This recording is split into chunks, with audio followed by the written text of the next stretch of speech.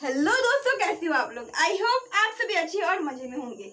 मेरा नाम भारती और आज हम लोग क्या पढ़ेंगे। आज हम लोग क्लास 9 फिजिक्स का चैप्टर 3 जिसका नाम है ग्रेविटेशन। उसमें एक इतना ज्यादा इंपॉर्टेंट टॉपिक है जिसमें से क्वेश्चन हमेशा पूछा जाता है। उस टॉपिक का नाम क्या है, तो वो है difference between mass and weight. Mass और वेट में डिफरेंस क्या होती है, ये क्वेश्चन बहुत बार एग्जाम में पूछा गया है। तो आज इसी टॉपिक को हम लोग समझने वाले हैं कि आखिर उस दोनों के बीच में डिफरेंस क्या होती है।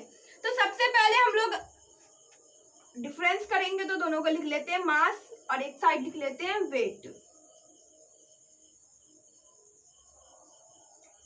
अब देखो मास जो होता है वो क्या होता है, तो जो पार्टिकल्स, जैसे देखो ये मार्कर है, ये एक मार्कर क्या है, एक मास है।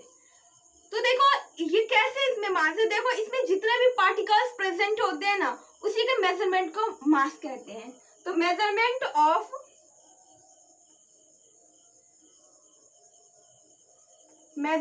ऑफ पार्टिकल्स, किसका मेजरमेंट किया जाता है, पार्टिकल्स का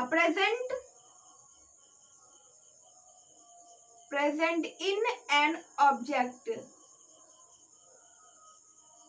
अब जैसे इस बोर्ड का ही बात कर लो, ये बोर्ड जो है ये भी किसी चीज से मिलकर के बना हुआ, कोई पार्टिकल्स से। तो उस पार्टिकल्स का मेजरमेंट जो हम करेंगे तो उसे ही हम लोग क्या कहते हैं, उसे ही हम लोग मास कहते हैं। और वेट क्या होता है, रियलिटी में जिसे हम लोग वेट कहते हैं वो वेट होता ही नहीं है। वेट क्या होता है, तो ग्रेविटेशनल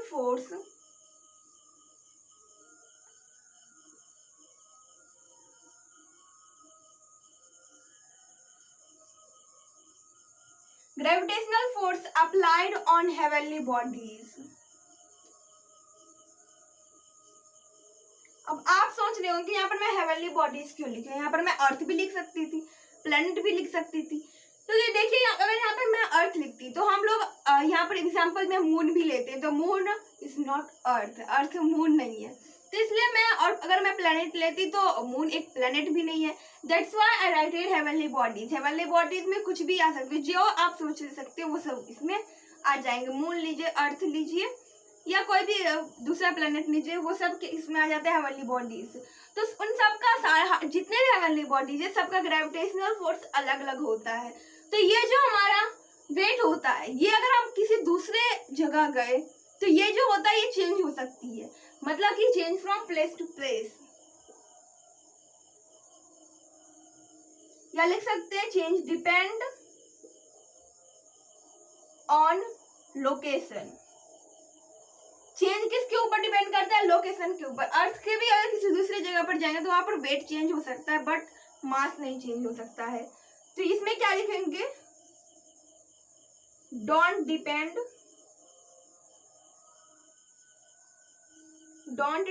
ऑन लोकेशन।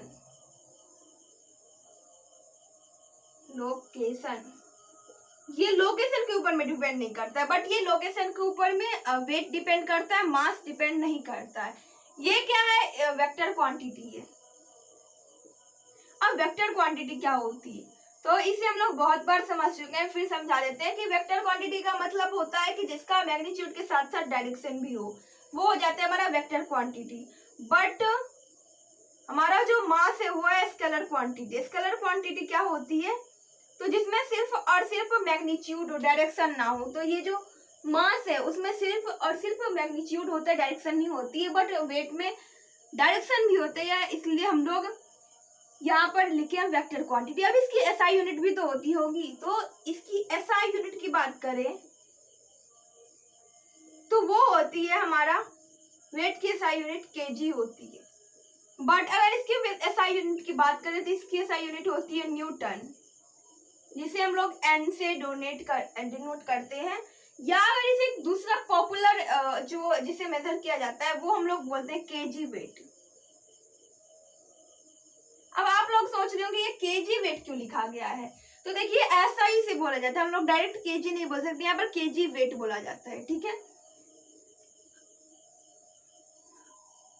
अब क्या होता है कि हमारा जो मास है, तो मास को मेजर किस चीज से किया जाता है, तो मास को जो मेजर किया जाता है उसे हम लोग बोलते हैं ट्रेडिशनल बैलेंस। और इसे हम लोग कह सकते हैं फिजिकल बैलेंस। अगर आप बुक में देखेंगे तो आई थिंक दैट उसने फिजिकल बैलेंस ही दिया होगा, बट उसे हम लोग ट्रेडिशनल बैलेंस भी कहते हैं। और इसकी जो वेट की जो जिसे मेजर किया जाता है उसे हम लोग क्या कहते हैं, उसे हम लोग कहते हैं स्प्रिंग बैलेंस।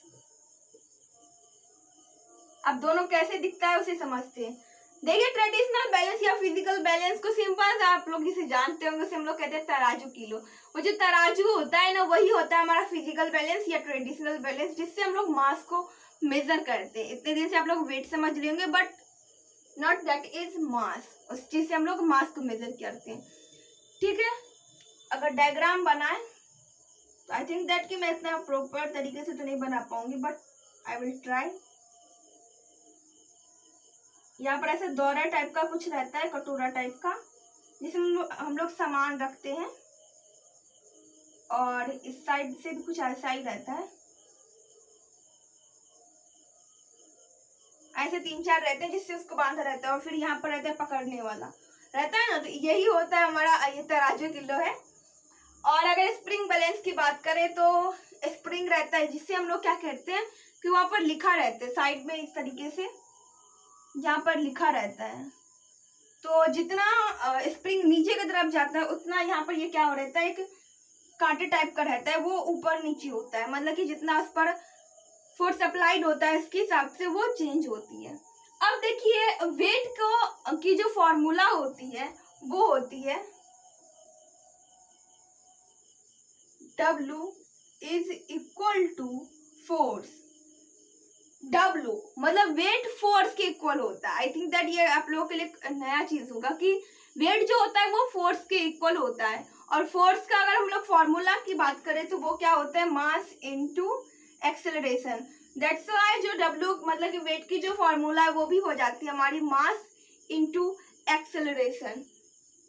इसीलिए तो आप देख रहे हैं कि इसका जो SI यूनिट होता है वो भी न्यूटन लिखा गया है, क्योंकि फोर्स की भी SI यूनिट न्यूटन होती है। तो हम लोग ये कह सकते हैं जो फोर्स और जो वेट वो दोनों क्या होता है, इक्वल होता है। हम जानते हैं कि फोर्स जो हम लोग लगाते हैं तो वो एक डायरेक्शन में लगती है।